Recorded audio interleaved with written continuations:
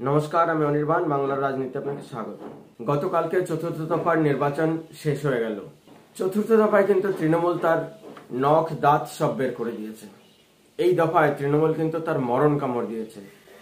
কেন এই দফায় তৃণমূল মরণ কামড় দিয়েছে সেই কারণগুলি এখানে এক এক করে পর্যালোচনা করব। কারণ পশ্চিমবঙ্গের যে 42টি আসনে 7টি দফায় ভোট হচ্ছে, তার মধ্যে চতুর্থ দফা এমন একটি দফা যেখানে যেসব অঞ্চলগুলিতে তৃণমূলের সংগঠন তুলনামূলকভাবে কিছুটা ভালো, এবং তৃণমূল বুঝতে পারছে গত 3টি দফায় যে 10টি আসনে নির্বাচন হয়েছে তার মধ্যে তৃণমূল হয়তো 2টি আসন পেতে পারে, খুব বেশি হলে 3টি আসন পাবে, অর্থাৎ বিজেপি 7টি বা 8টি আসন পেতে পারে। সেইখানে দাঁড়িয়ে কিছু গেইন যদি তাদের নিজেদের পকেট এরিয়াতে না করতে পারে তাহলে মান সম্মান থাকবে না, তাহলে এই রাজ্য থেকে সম্পূর্ণ মুছে যেতে হবে। তার জন্য তৃণমূল নেত্রীর আদেশে তৃণমূলের কর্মীরা কিন্তু নখ দাঁত বের করে দিয়েছে, সম্পূর্ণ নখ দাঁত বের করে দিয়েছে। তারপরেও কি চতুর্থ দফায় যে 8টি লোকসভা আসনে নির্বাচন হলো সেগুলো কি তারা সব দখল করতে পারবে? তৃণমূল যদি খুব ভালো রেজাল্ট করে, খুব ভালো ফলাফল করে এই 8টি লোকসভায়, তাহলে তৃণমূল খুব বেশি হলে 4টি আসন পেতে পারে। আর যদি ফলাফল অন্যরকম হয়ে যায়, যদি এত কিছুর পরেও যদি ফলাফল অন্যরকম হয়ে যায়, এত কিছুর পরেও ফলাফল যদি বিজেপির পক্ষে 5-1-2 হয়ে যায়, তাহলে তৃণমূল কি বলবে? অর্থাৎ বিজেপি 5টি, কংগ্রেস 1টি, তৃণমূল 2টি, তাহলে তৃণমূল কি বলবে? 4 তারিখের জন্য সেই কথাগুলো মমতা ব্যানার্জি কিন্তু আজকে প্ল্যান করে রাখলেন, আজকে সেই কথা শুরুয়াত করে দিলেন।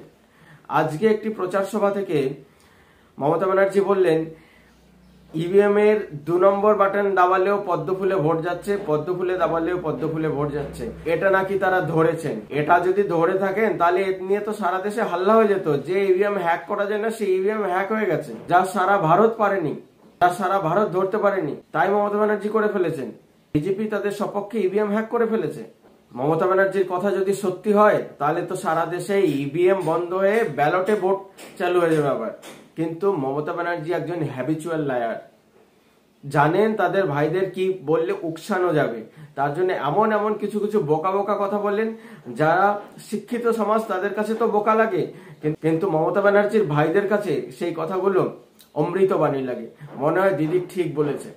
ভাইরা খুব উৎসাহী হয়ে ছাপ্পা শুরু করে দেন, জনগণকে ভয় দেখানো শুরু করে দেন, গ্রাম ঘিরে রাখার পরিকল্পনা করেন, জায়গায় জায়গায় ঝামেলা তৈরি করে সেই জায়গার জনতাকে বুথ পর্যন্ত পৌঁছাতে না দেওয়া, এইসব কাজগুলো তারা করেছেন এবং দেদার ছাপ্পাও করেছেন।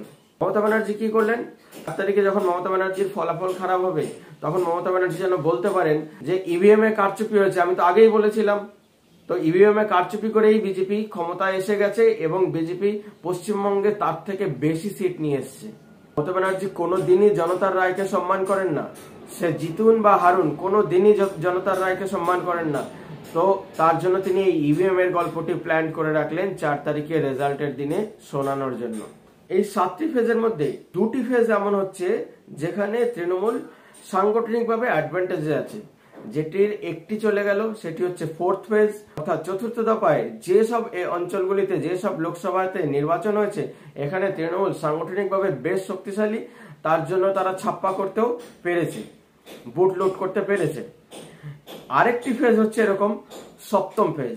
7ম ফেজে কিন্তু তৃণমূলের যে 9টি আসনে ভোট হবে এখানেও তারা সাংগঠনিকভাবে শক্তিশালী এবং মুসলিম অধ্যুষিত বেল্টে ভোট হবে। তো তৃণমূল চেষ্টা করবে এই চতুর্থ ফেজে এবং 7ম ফেজে যতটা ভোট গ্যাদার করে নেওয়া যায়, যতটা ছাপ্পা করে নেওয়া যায়, যতগুলো সিট নিজেদের দিকে নিয়ে আসা যায়, যতগুলো আসন নিজেদের দিকে নিয়ে আসা যায়, সেই চেষ্টাটাই করবে। না হলে এই সরকারকে পশ্চিমবঙ্গ থেকে চলে যেতে হবে, তা দেওয়াল লিখনে স্পষ্ট হয়ে গেছে। 7ম ফেজের কথা ডিটেলসে পরে যাব। 7ম ফেজে তৃণমূল অ্যাডভান্টেজে থাকবে, তাদের সাংগঠনিক কারণে, তাদের ভোট ব্যাংকের কারণে বেশ অ্যাডভান্টেজে থাকবে। আর সিআরপিএফ বা সেন্ট্রাল এজেন্সি কিভাবে পরিচালনা করে তার উপর নির্ভর করছে অনেক কিছু। 5ম দফায় কিন্তু ভোট মিক্সড রেজাল্ট দিতে যাচ্ছে। মিক্সড রেজাল্ট দিতে যাচ্ছে মানে অর্থাৎ তৃণমূলও সিট পাবে, এখানে বিজেপিও সিট পাবে। 5ম দফায় রয়েছে বনগাঁ, ব্যারাকপুর, হুগলি, শ্রীরামপুর, আরামবাগ, উলুবেড়িয়া, হাওড়া। তার মধ্যে উলুবেড়িয়া, হাওড়া তৃণমূলের পকেট ভোট, তৃণমূলের নিজের এরিয়া, সাংগঠনিকভাবে শক্তিশালী এবং মুসলিম অধ্যুষিত এলাকা, তার জন্য এখানে কিন্তু এই 2টি সিট কিন্তু তৃণমূলের দিকে যাচ্ছে।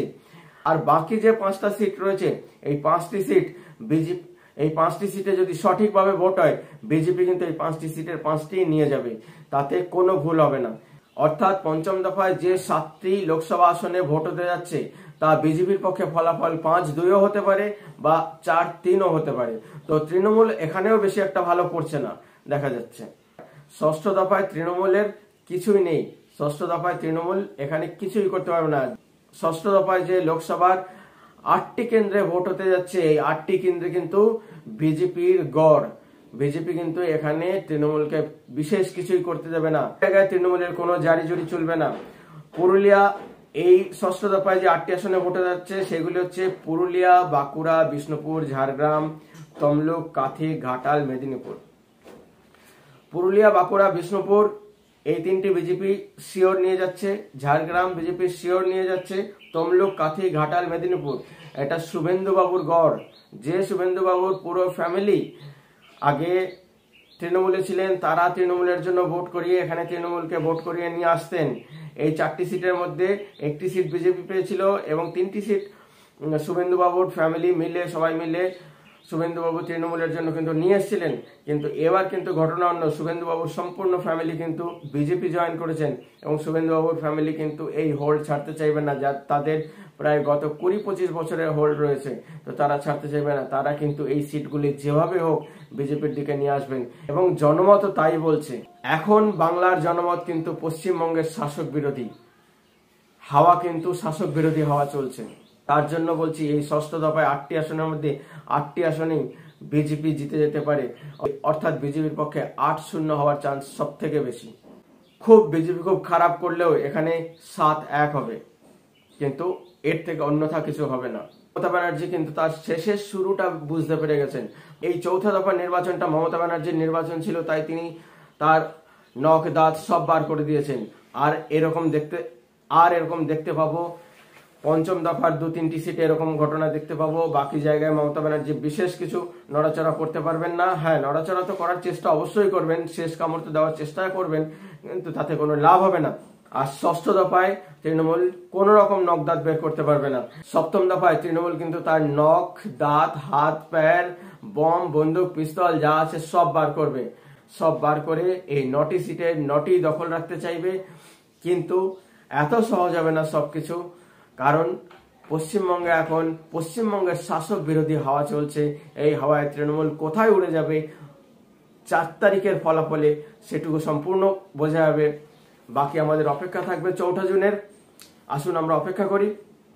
বন্ধুগণ, আমার এই ভিডিওটি এবং বিশ্লেষণটি কেমন লাগলো কমেন্টের মাধ্যমে অবশ্যই জানাবেন এবং নিচে আমার হোয়াটসঅ্যাপ নাম্বার থাকবে। এই হোয়াটসঅ্যাপ নাম্বারে আপনারা যদি কিছু জানাতে চান বা কিছু জানতে চান বা আপনাদের যদি কোনো ভিডিও থাকে বা স্থানীয় কোনো খবর থাকে, আপনারা এই হোয়াটসঅ্যাপ নাম্বারে পাঠাতে পারেন। আর উৎসাহ বর্ধনের জন্য লাইক করুন, শেয়ার করুন, সাবস্ক্রাইব করুন, সঙ্গে রাখুন, দেখতে থাকুন বাংলার রাজনীতি। ধন্যবাদ।